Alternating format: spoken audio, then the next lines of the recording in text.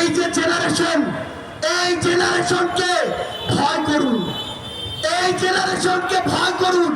যদি এই জেনারেশনের রক্তের উপরে দাঁড়িয়ে ইমোশন নিয়ে খেলার চেষ্টা করেন, এই জেনারেশন সকল ক্ষমতার বিপক্ষে গিয়ে যে কাউকে টেনে হিস্ট্রি নামাতে পারে, কুয়েটের ওই ভিসি তার প্রমাণ। আমরা ইনকিলাব মঞ্চকে ধন্যবাদ জানাই যে তারা সকলকে নিয়ে আজকের এই শহীদ মার্চের আয়োজন করেছে। এই মঞ্চের সকল শহীদ পরিবার, সামনে থাকা সকল আহত যোদ্ধাকে সামনে রেখে একটি কথাই বলি, এই অন্তর্বর্তীকালীন সরকারের সবচেয়ে বড় লেজিটিমেসি হচ্ছে এই শহীদরা, এই শহীদদের হত্যার বিচার করার পূর্ব পর্যন্ত এই অন্তর্বর্তীকালীন সরকার যদি অন্য কোনো কিছুর চিন্তা করে, তাহলে তারা তাদের সারা জীবনের এই রক্তের দায়বদ্ধতা কখনো এড়াতে পারবে না। ইনকিলাব জিন্দাবাদ। বক্তব্য দেওয়ার জন্য অনুরোধ করছি।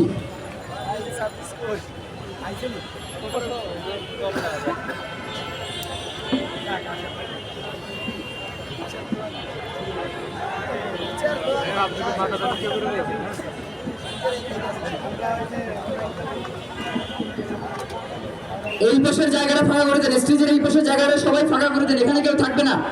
আমাদের ভলান্টিয়ার ভাইদের দৃষ্টি আকর্ষণ করছি, এই জায়গাটা খালি করে।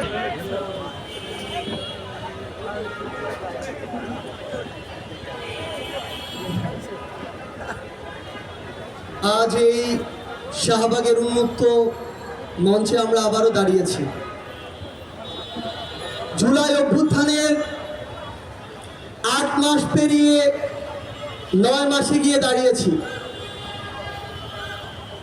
কিন্তু সবচেয়ে দুঃখের কথা হচ্ছে, আজ শহীদ পরিবার, আহত যোদ্ধাদেরকে সাথে নিয়ে আমরা যে দাবিতে এখানে দাঁড়িয়েছি, সেই দাবি পূরণ হওয়ার কথা ছিল 2024-এর ওই আগস্টে। আমরা আজকে অনেক কথা বলছি যে আমাদের আওয়ামী লীগ নিষিদ্ধ করতে হবে, তাদের কর্মসূচি নিষিদ্ধ করতে হবে, তাদের রেজিস্ট্রেশন বাতিল করতে হবে। কিন্তু আমাদের জায়গা থেকে এই কথাগুলো এই মঞ্চে আজ কেন দাঁড়িয়ে বলতে হচ্ছে? আজকে যদি আমরা এর পিছনে সরাসরি কারণগুলো দেখি, আমাদেরকে এই আওয়ামী লীগ নিষিদ্ধ না করার জন্য বিভিন্ন মহল কি কি কারণ দেখাচ্ছে, পায়তারা দেখাচ্ছে। তারা আমাদেরকে শোনায় যে বহির্বিশ্বে তাদের ইমেজ ক্ষুণ্ণ হতে পারে। ওই স্টেক হোল্ডার, ওই তথাকথিত